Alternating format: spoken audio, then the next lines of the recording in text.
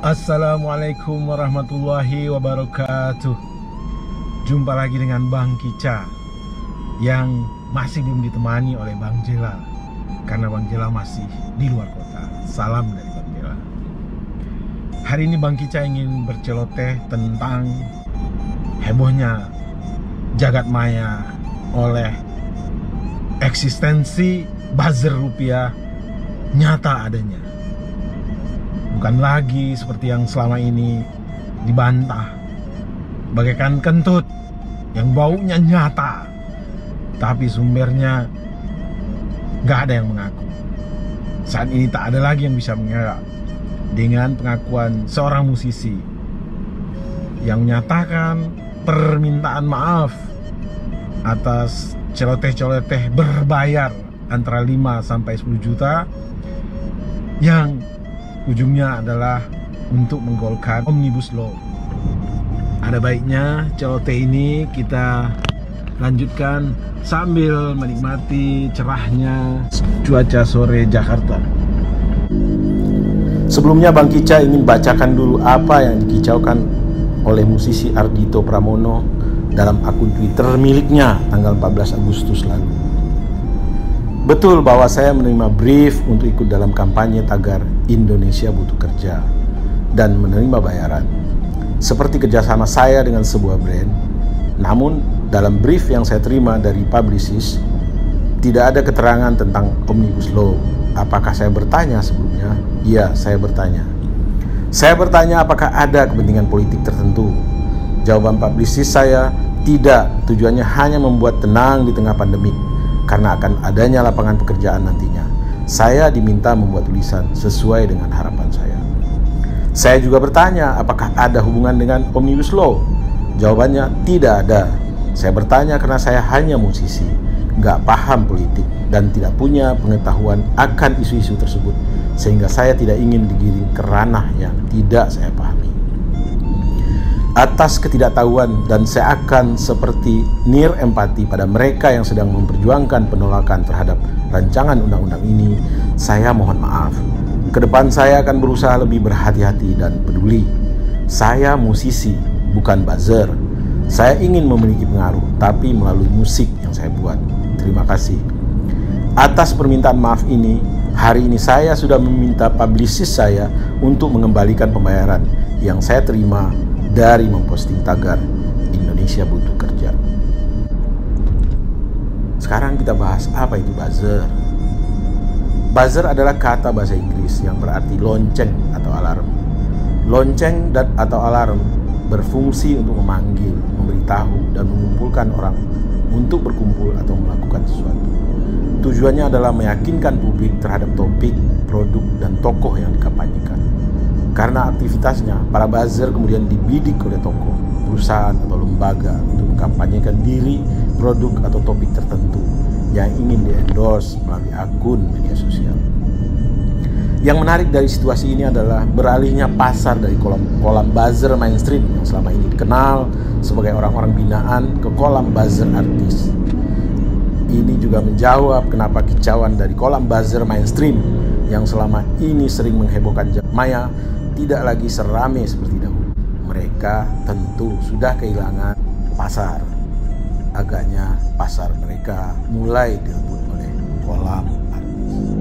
Berikut adalah jejak digital beberapa artis yang berhasil mengandaskan para buzzer-buzzer berbayar yang selama ini mendominasi jagat maya, setidaknya dalam kampanye Omnibus Law.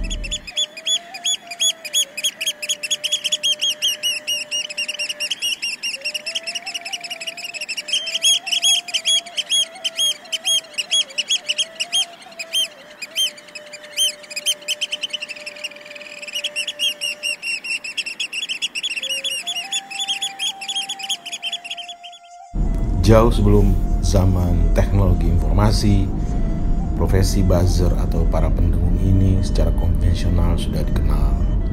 Mereka sering dimanfaatkan oleh para dukun-dukun palsu yang mengutus mereka untuk pergi dari pasar ke pasar, dari warung ke warung, untuk mendengungkan tentang kehebatan sang dukun. dengan harapan para orang-orang yang mendengarkan percaya dan datang berobat kepada dukun tersebut.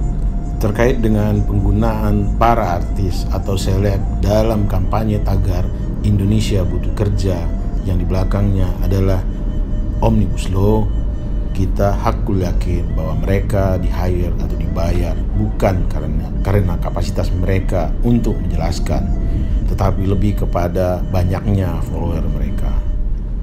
Ujung daripada penggunaan para buzzer atau pendengung artis ini adalah untuk meyakinkan minimal para follower mereka bahwa apa yang sedang dilakukan oleh pemerintah, yaitu tentang rancangan undang-undang Omnibus Law, layak untuk didukung karena ujungnya itu adalah untuk mensejahterakan masyarakat.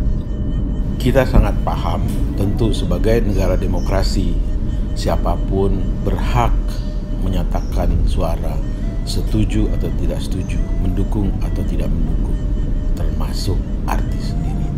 Tetapi jika kita mengkampanyekan satu hal yang di belakangnya semata karena uang, sungguh itu suatu keadaan yang sangat tidak bermoral. Karena apa? Karena itu bisa menyesatkan para pendukungnya yang setia, para pendukungnya yang loyal, yang percaya akan kata-katanya. Dan ujung dari semuanya adalah kita semua akan terikat kepada sesuatu aturan atau kondisi yang cenderung atau berpotensi untuk merugikan kita semua. Pengakuan beberapa artis terkait kampanye Indonesia butuh kerja yang menyatakan bahwa mereka dibayar makin menguatkan hasil penelitian Oxford University yang berjudul The Global Disinformation Order 2019 Global Inventory of Organized Social Media Manipulation, yang penelitiannya dilakukan oleh Samantha Bradshaw dan Philip N. Howard, yang dalam penelitiannya menyebutkan bahwa Indonesia menjadi satu dari 70 negara yang menggunakan pasukan cyber alias buzzer untuk sejumlah kepentingan. Terkait dengan hebohnya buzzer berbayar dalam kampanye Omnibus Law ini, pemerintah melalui tenaga ahli utama kantor staf presiden Doni Gahral Adian mengatakan bahwa pemerintah tidak pernah mengarahkan sejumlah artis atau influencer untuk mempromosikan rancangan undang-undang cipta kerja atau Omnibus Law. Enggak ada sama sekali. Sudah beberapa kali ditanyakan kepada saya, tidak ada arahan itu, kata dia kepada IDN Times. Lalu jika bukan pemerintah, siapa lagi?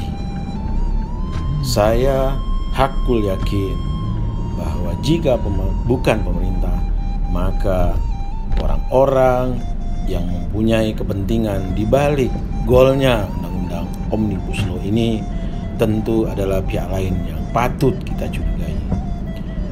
Karena apa? Kalau ini benar-benar dilakukan oleh sekelompok orang yang akan teruntungkan dengan golnya undang-undang cipta kerja ini, maka tentu ini sangat buruk bagi perkembangan demokrasi Indonesia. Artinya apa? Ada satu produk undang-undang yang akan mengikat kita semua, yang akan menentukan nasib kita semua, hanya ditentukan oleh sekelompok orang yang mempunyai kepentingan yang syarat di belakangnya. Dan jika itu yang terjadi, sungguh ini adalah lonceng kematian demokrasi di Indonesia. Seharusnya sebuah produk legislasi di Indonesia ini berorientasi semata-mata kepada tujuan pendirian negara, yaitu memajukan kesejahteraan umum dan meningkatkan kecerdasan bangsa. Tapi jika sebuah produk perundang-undangan berorientasi kepada kepentingan seseorang atau sekelompok orang, sungguh ini sangat menyakitkan. Satu hal lagi, jika yang membayar para buzzer ini adalah sekelompok orang, bukan tidak mungkin kelompok orang yang sama juga akan mencari para penentu-penentu lainnya, dan mereka akan melakukan hal yang sama. Sehingga dengan demikian, meskipun bayaran ini hanya 5 atau 10 juta, kita tidak boleh berhenti. Kita harus cari tahu siapa sebenarnya yang memfunding pembayaran-pembayaran ini. Karena apa? Karena jika ini kita biarkan, maka ujung dari semuanya adalah kesengsaraan kita bersama. Sebab undang-undang yang dihasilkan akan nyata-nyata itu hanya untuk kepentingan sekelompok orang. Dan ini adalah sekali lagi lonceng kematian demokrasi di Indonesia. Salam sehat dan bahagia.